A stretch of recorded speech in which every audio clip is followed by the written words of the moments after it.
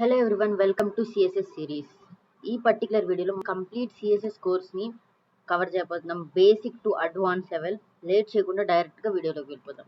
So ఈ వీడియోలో మనం ఏ కాన్సెప్ట్ని కవర్ చేయబోతున్నాం అంటే, first, what is CSS, what is the relation between HTML, CSS and Java script, and what is history of CSS, why CSS is important, type of CSS and selectors in CSS. So ఈ topics అన్నిటిని మనం ఈ వీడియోలో cover చేయబోతున్నాం. So first one, what is CSS? CSS అంటే ఏంటి? CSS stands for cascading style sheet. Is a styling language used to describe how HTML element should be display in web browser. ఇక్కడ పర్టికులర్గా మీరు ఈ పర్టికులర్ లైన్ చూస్తే CSS cascading style అనే content అనేది red కలర్లో ఉంది. రిమైనింగ్ కాంటెంట్ అనేది మొత్తం బ్లాక్ కలర్లో ఉంటే, స్టైలింగ్ లాంగ్వేజ్ అనే కాంటెంట్ ఎలా ఉంది? బ్లూ కలర్లో ఉంది. అంటే నాకు పర్టికులర్గా ఆ టెక్స్ట్కి ఆ కలర్ కావాలి అన్నప్పుడు నేను యూజ్ చేశాను. ఇదే వేలో వెబ్ పేజెస్లో ఉన్న టెక్స్ట్కి కలర్ కావాలి, స్టైల్ కావాలి అన్నప్పుడు మనం సిఎస్ఎస్ని యూజ్ చేస్తాం అనమాట. దాని యొక్క మీనింగ్. అండ్ ఈ సిఎస్ఎస్ అనేది లేఅవుట్స్ని, కలర్స్ని, ఫాంట్ని, స్పేసింగ్ని, అలాగే యానిమేషన్ని, రెస్పాన్సివ్నెస్ ఆఫ్ వెబ్సైట్స్ కూడా కంట్రోల్ చేస్తుంది. అండ్ ఇంకొకటి, CSS works along side HTML and Java script, forming the core of front end development. Front end developer అవ్వాలి అంటే బేసిక్గా నేర్చుకోవాల్సిన 3 language HTML, CSS and JS.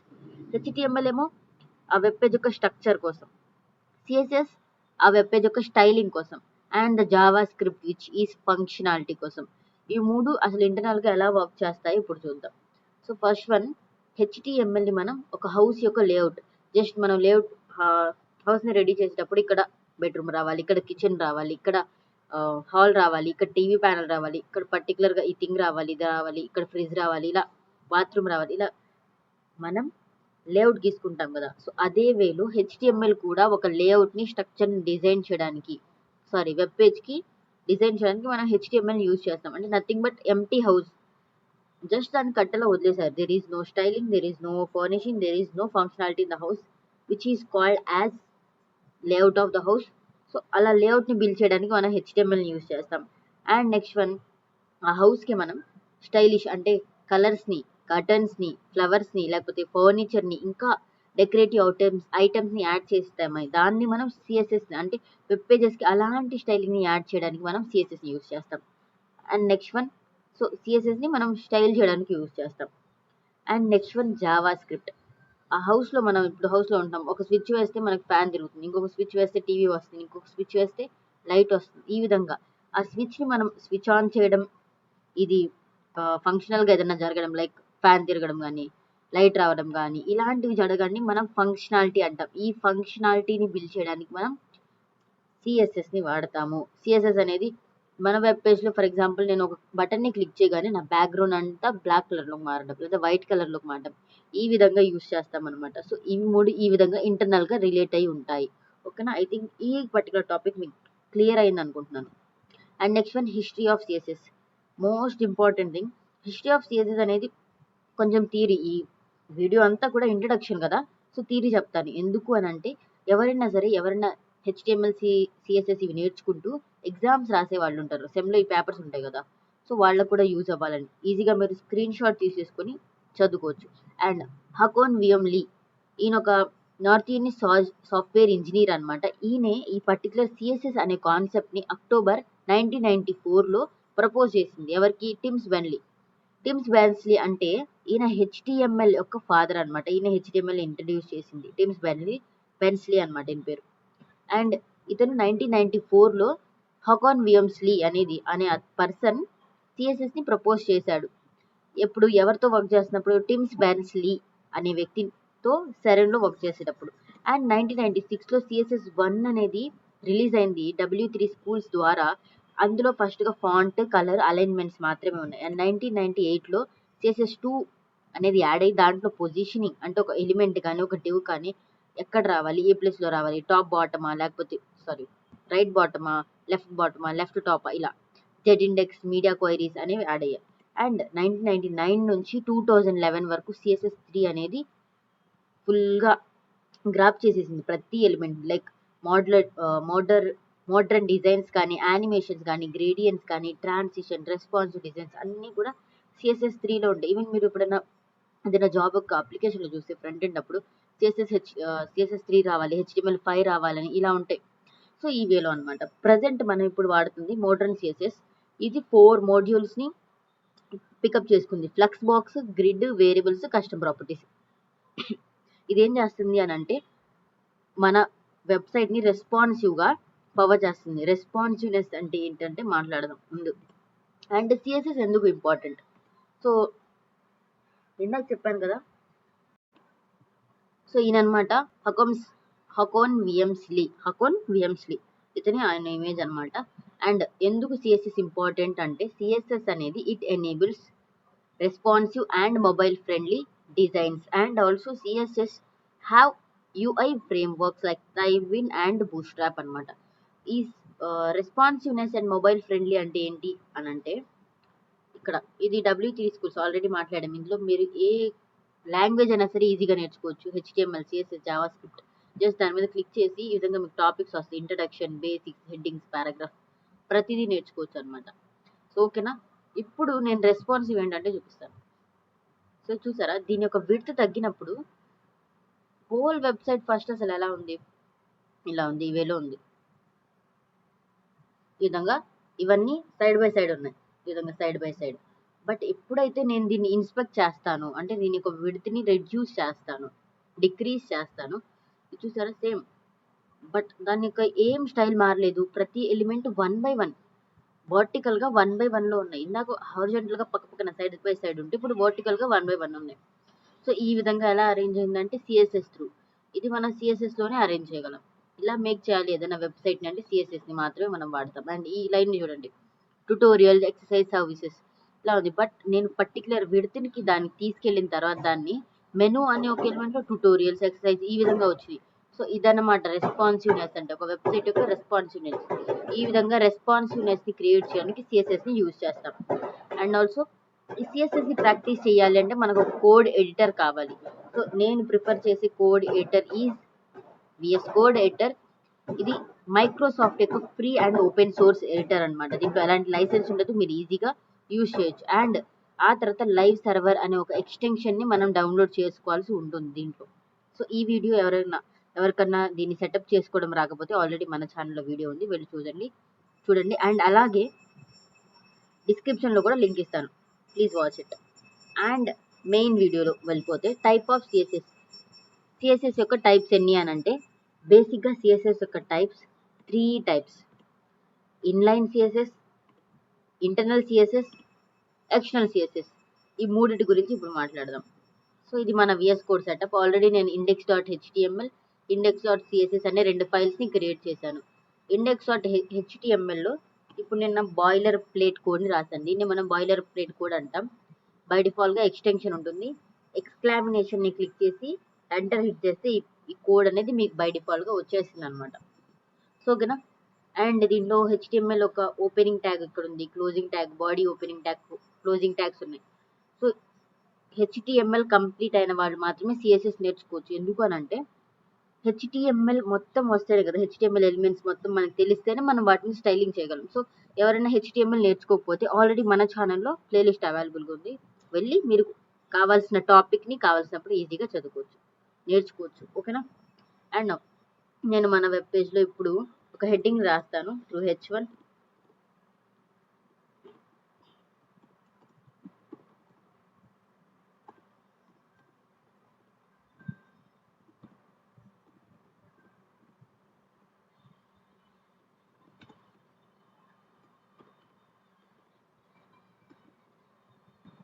Okay, just ఇది నేను హెడ్డింగ్ రాశాను అండ్ నేను దీన్ని ఓపెన్ చేస్తున్నాను నా వెబ్ పేజ్లో. సో ఈ విధంగా this is a heading. And now ఒక పారాగ్రాఫ్ని రాద్దాం. ఈ పీ ట్యాగ్ని యూజ్ చేసి మనం పారాగ్రాఫ్ని, అలాగే H1 ట్యాగ్ని యూజ్ చేసి హెడ్డింగ్ని రాస్తాము. H1 ట్యాగ్స్ అనేవి అంటే హెడ్డింగ్ ట్యాగ్స్ అనేవి 6 వరకు ఉంటాయి. మీకు HTML తెలిస్తే ఇవన్నీ ఈజీగా అర్థమైపోతాయి. సో ఇది ఫస్ట్ వన్. మనం ఇన్లైన్ సిఎస్ఎస్ గురించి మాట్లాడతాం. సో లైక్ ఇలా సింటాక్స్ పీ ట్యాగ్ లోపల స్టైల్ అనే ట్యాగ్ని యూజ్ చేసి ఈ విధంగా రాస్తాం. సో దానికోసం ఫస్ట్ వన్ హెడ్డింగ్కి స్టైల్ చేద్దాం మనం, STYLE. దీన్ని ఇన్లైన్ స్టైలింగ్ అంటాం. మనకేం కావాలి, కలర్. ఈ కలర్ ప్రాపర్టీని యూజ్ చేసి మనం టెక్స్ట్కి కలర్ తీసుకురావచ్చు. ఫర్ ఎగ్జాంపుల్ నా టెక్స్ట్ మేజర్గా ఎలా ఉంటుందంటే బ్లాక్ కలర్లో ఉంటుంది, బట్ ఇక్కడ రెడ్ కలర్. ఎందుకు అని అంటే నేను ఇక్కడ రెడ్ కలర్ ఇచ్చాను, నాకు టెక్స్ట్కి కలర్ కావాలి అన్నప్పుడు నేను కలర్ అనే ప్రాపర్టీని యూజ్ చేసి ఇక్కడ రెడ్ ఇచ్చాను. సో ఈ విధంగా రెడ్ కలర్ అనేది వచ్చేసింది అనమాట. And next one internal CSS. Internal CSS అంటే ట్యాగ్స్. మన హెచ్టిఎంఎల్లోనే హెడ్ పార్ట్ లోపల స్టైల్ ట్యాగ్స్ని యూజ్ చేసి ఈ విధంగా యూజ్ చేసి మనం క్రియేట్ చేయొచ్చు కలర్స్ని. ఫర్ ఎగ్జాంపుల్ నాకు ఏ ఎలిమెంట్కి కావాలి, ఇప్పుడు నాకు పారాగ్రాఫ్ అంటే పి అనే ఎలిమెంట్కి మనకి కలర్ కావాలి. సో నేను దానికి కలర్ ఈ విధంగా ఇస్తాను. సో ఈ విధంగా తప్పకుండా ఇవన్నీ కూడా స్టైల్ ట్యాగ్ యొక్క ఓపెనింగ్ అండ్ క్లోజింగ్ ట్యాగ్స్ మధ్యలోనే ఉండాలి. దాన్ని మనం ఇంటర్నల్ స్టైల్ అంటాం అనమాట. అండ్ నౌ చూసారు కదా, ఈ కలర్ అనేది మారిపోయింది. ఈ విధంగా ఇంటర్నల్ అండ్ ఇన్లైన్ సిఎస్ఎస్ని మనం యూజ్ చేస్తాం. బట్ ఎప్పుడు కూడా మనం మన వెబ్ పేజెస్లో ఈ రెండు వేస్ని యూజ్ చేయం. జస్ట్ టైప్ ఆఫ్ సిఎస్ఎస్ అంటే ఏంటి అని అంటే మాట్లాడతాం ఈ మూడింటి గురించి. బట్ మనం ఎక్కువగా యూజ్ చేసేది ఎక్స్టర్నల్ సిఎస్ఎస్ మాత్రమే. ఎక్స్టర్నల్ సిఎస్ఎస్ అంటే ఒక వేరే ఫైల్ని క్రియేట్ చేసి దాని యొక్క లింక్ని మన హెచ్టిఎంఎల్లో లింక్ చేయడం అనమాట. ఫర్ ఎగ్జాంపుల్ ఎలా లింక్ చేస్తామనంటే, ఆల్రెడీ మన దగ్గర index.css అనే ఫైల్ ఉంది. ఈ హెడ్ పార్ట్ లోపల లింక్ ట్యాగ్ని యూజ్ చేసి link href is equal to index dot, a file name index.css, just ఇంతే. And relation is equal to style sheet. So ఈ విధంగా క్లోజ్. సో యాడ్ అయిపోయింది. ఇక్కడ index.html ఎందుకు రాశానంటే, ఇక్కడ HTML క్లాస్ అనే ఫోల్డర్లో index.html ఫైల్ ఉంది. అలాగే HTML ఫోల్డర్లోనే index.css కూడా ఉంది. సో నేను ఒకే ఫోల్డర్లో ఉంది కాబట్టి జస్ట్ ఫైల్ నేమ్ రాశాను. అదే వేరే ఫోల్డర్లో ఉంటే మీరు ఈ విధంగా ఫోల్డర్ నేమ్ రాయాల్సి ఉంటుంది. ఏం రాయాలి, ఇక్కడ ఫోల్డర్ నేమ్ రాసి ఇలా స్లాష్ రాయాలి, అప్పుడే అది పాత్ కరెక్ట్గా వస్తుంది అనమాట. సో ఓకేనా, ఈ విధంగా మనం యాడ్ చేస్తాం. అండ్ ఇప్పుడు నేను మళ్ళీ పీ ట్యాగ్కి స్టైలింగ్ ఇస్తాను. ఫర్ ఎగ్జాంపుల్ ఇప్పుడు నా పీ ట్యాగ్కి స్టైల్ ఏం లేదు అండ్ మొత్తం బ్లాక్ కలర్లో ఉంది నా టెక్స్ట్ అంతా. ఇప్పుడు నాకు పీ ట్యాగ్ ఒక స్టైల్ కావాలి అన్నప్పుడు నేను కలర్ ఇస్తాను. ఫర్ ఎగ్జాంపుల్గా గ్రీన్. సో ఓకేనా. అండ్ ఇప్పుడు చూసారు కదా, పారాగ్రాఫ్ అనేది కలర్ చేంజ్ అయింది. ఈ విధంగా ఎక్స్టర్నల్ షీట్ని మనం యూజ్ చేస్తాం సిఎస్ఎస్ రాయడానికి. ఎప్పుడైనా సరే ఎక్స్టర్నల్ షీట్ని మాత్రమే యూజ్ చేయండి. మీరు యూజ్ చేయొచ్చు, ఇన్లైన్ కూడా, ఇంటర్నల్ కూడా యూజ్ చేయొచ్చు, but that is a bad practice. అలా చేయకూడదు, ఓకేనా. అండ్ ఎప్పుడైనా సరే మనం ఇక్కడ నేను ఇది ఎక్స్టర్నల్ సిఎస్ఎస్, ఇక్కడ నేను ఇంటర్నల్గా మళ్ళీ సిఎస్ఎస్ రాశాను. ఒకే ప్రాపర్టీకి, అక్కడ పారాగ్రాఫ్ కదా, సో ఒకే ప్రాపర్టీకి రెండు సిఎస్ఎస్ టైప్స్ని రాసినప్పుడు ఏది వర్క్ అవుతుంది అని అంటే is equal to same colour. Already అక్కడ ఏమి ఇచ్చాం, గ్రీన్. సో ఇక్కడ నేను బ్లూ కలర్ ఇస్తున్నాను అండ్ ఇంటర్నల్ కూడా యూజ్ చేశాను.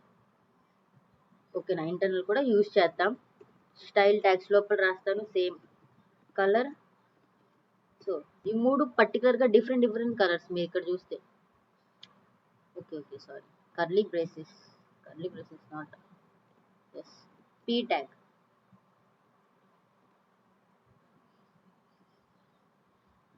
సో ఇది ఈ విధంగా ఇక్కడ పీ ట్యాగ్కి మనం బ్లూ కలర్ ఎక్కడ రాసాము, ఇన్లైన్ సిఎస్ఎస్, ఇది ఇంటర్నల్ అండ్ దీని లోపల ఎక్స్టర్నల్ డిఫరెంట్ కలర్స్ని యూజ్ చేసాం. ఇప్పుడు లెట్స్ సీ ఏ కలర్ వస్తుంది, బ్లూ కలర్.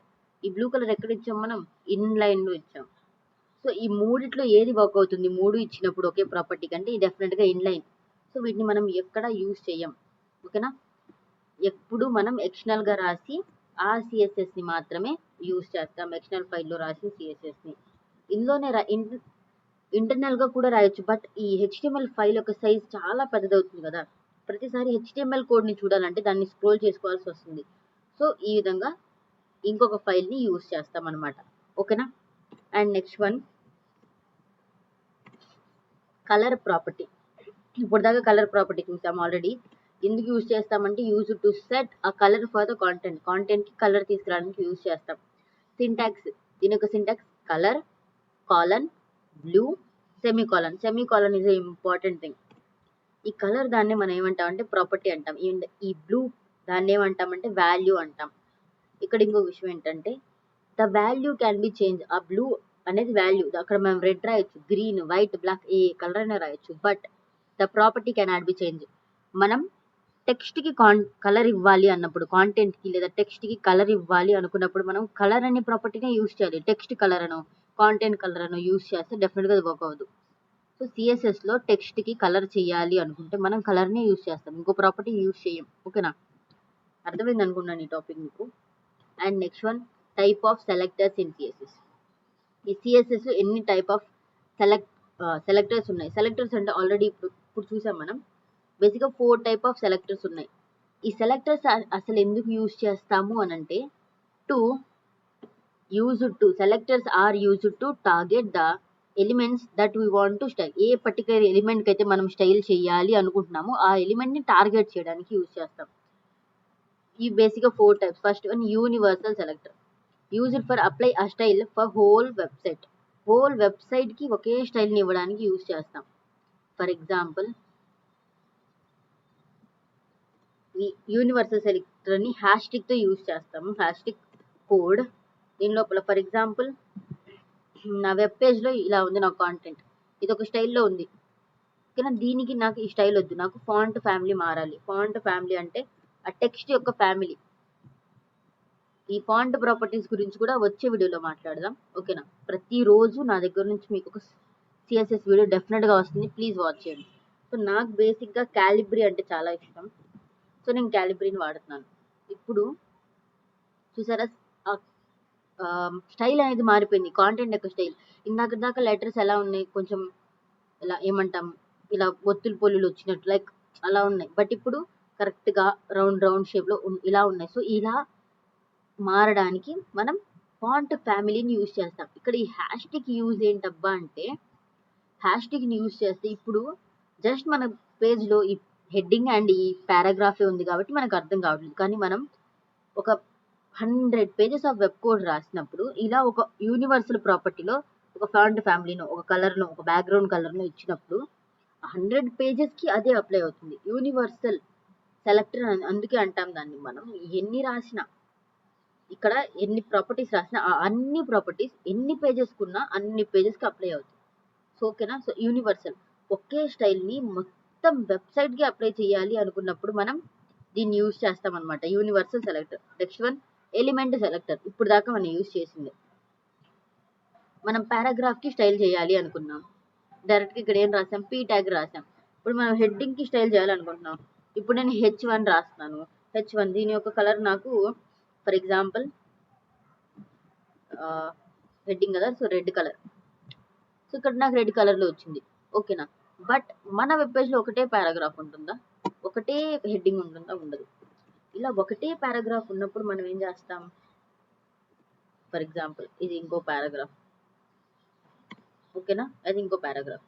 అండ్ నాకు ఈ పారాగ్రాఫ్ ఏ కలర్లో ఉంది, green colour. And by default ఇది కూడా గ్రీన్ కలర్లోనే వచ్చేసింది. బట్ నాకు అలా వద్దు. ఇప్పుడు నాకు ఈ పారాగ్రాఫ్కి వేరే కలర్ రావాలి. ఎలా, ఉన్నదే ఒక పీ ట్యాగ్, దాన్ని నేను ఆల్రెడీ వాడేసాను. ఇప్పుడు దీన్ని ఎలా రాయాలి అని అంటే, దీనికోసమే ఇంకొక 2 రకాల సెలెక్టర్స్ ఉన్నాయి. First one, class selector, use it for applying style for that element. ఏదైతే ఎలిమెంట్కి మనం క్లాస్ ఇచ్చామో ఆ ఎలిమెంట్కి స్టైల్ కోసం యూజ్ చేస్తాం క్లాస్ సెలెక్టర్. ఇంకొకటి ఐడి సెలెక్టర్. ఇవి ఎలా యూజ్ చేస్తామంటే, ఇది ఒక పారాగ్రాఫ్ కదా, సో ఇక్కడ నేను క్లాస్ రాస్తాను. Class is equal to double కోట్స్లో రాస్తాం, ఇది para1 అని రాస్తాను, పారాగ్రాఫ్ 1 అనమాట. అండ్ ఎప్పుడైతే ఈ క్లాస్ని మనం కావాలి అంటే, ఈ క్లాస్ని మనం ఏమంటాం, టార్గెట్ చెయ్యాలి అన్నప్పుడు డాట్ని యూజ్ చేస్తాం. డాట్ పారా, డాట్ ఆ క్లాస్ నేమ్ para1. ఇప్పుడు నేను చూస్తే ఏదైతే క్లాస్ అప్లై ఉందో ఆ అప్లై చేసిన పారాగ్రాఫ్కి మాత్రమే నాకు కలర్ వచ్చింది. మిగతా పారాగ్రాఫ్ ర్యాండమ్గా బ్లాక్ కలర్లో వచ్చేసింది అనమాట. ఓకేనా, ఈ వేలో మనం క్లాస్ని యూజ్ చేస్తాం. And ID, same ID is equal to para2 అని రాశాను నేను. అండ్ ఐడిని యాక్సెస్ చేయాలి అన్నప్పుడు హ్యాష్ని వాడతాం. Hash ID name and this 1 second, same colour ఈసారి ఇది చేద్దాం. అండ్ చూసారు కదా, ఈ విధంగా డిఫరెంట్ ప్రాపర్టీస్ని డిఫరెంట్గా కలరింగ్ చేయాలన్నప్పుడు ఈ సెలెక్టర్స్ని యూజ్ చేస్తారు. ఇప్పుడు మీకు ఒక డౌట్ రావచ్చు, క్లాస్ ఐడి రెండు ఒకేలాగా వర్క్ చేస్తున్నాయి కదా, మరి రెండు ఎందుకు, ఒకటే పెట్టచ్చు. కానీ ఇక్కడ ఏంటంటే we can give same class name for more than one element but not for id.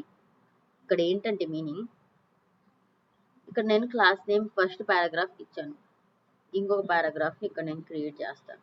ఓకేనా?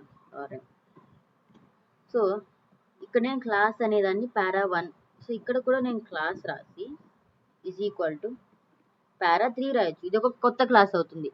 బట్ నాకు ఈ పారాగ్రాఫ్కి కూడా para1 దానికి ఉన్న స్టైలే కావాలన్నప్పుడు ఈ విధంగా ఒక క్లాస్ని ఒక ఎలిమెంట్ కంటే ఎక్కువ ఎలిమెంట్స్కి మనం ఇవ్వచ్చు. ఫస్ట్ ఒక ఎలిమెంట్ నుంచి ఇన్ఫినిటీ ఎలిమెంట్స్కి సేమ్ క్లాస్ నేమ్ని మనం ఇవ్వచ్చు. అర్థమవుతుంది కదా? సేమ్ క్లాస్ నేమ్ని ఒక ఎలిమెంట్ నుంచి ఎన్ని ఎలిమెంట్స్కైనా మనం ఇవ్వచ్చు. బట్ సేమ్ ఐడిని ఒక ఎలిమెంట్కి తప్ప ఎక్కువ ఎలిమెంట్స్కి మనం ఇవ్వలేం. ఫర్ ఎగ్జాంపుల్, మీరు ఇప్పుడు 9th క్లాస్ చదువుతుంటే మీ క్లాస్ ఒక 30 మెంబర్స్ ఉన్నారు. వాళ్ళలో ఎవరిని మీరు ఏ క్లాస్ అడిగినా వాళ్ళు ఏ క్లాస్ చదువుతున్నారు అని అడిగితే వాళ్ళందరూ 9th 10th ఏ క్లాస్ అయితే ఆ క్లాస్ పేరు చెప్తారు. అదే వాళ్ళందరినీ ఐడి అడిగితే మీ ఐడి ఏంటి అని అంటే 1 అంటారు, 10 అంటారు. ఏ ఐడి అయితే వాళ్ళది 1 2 3 ఇలా చెప్తారు. ఇక్కడ ఐడి అంటే ఏంటి? యూనిక్గా ఉండేదాన్ని ఐడి అంటాం మనం.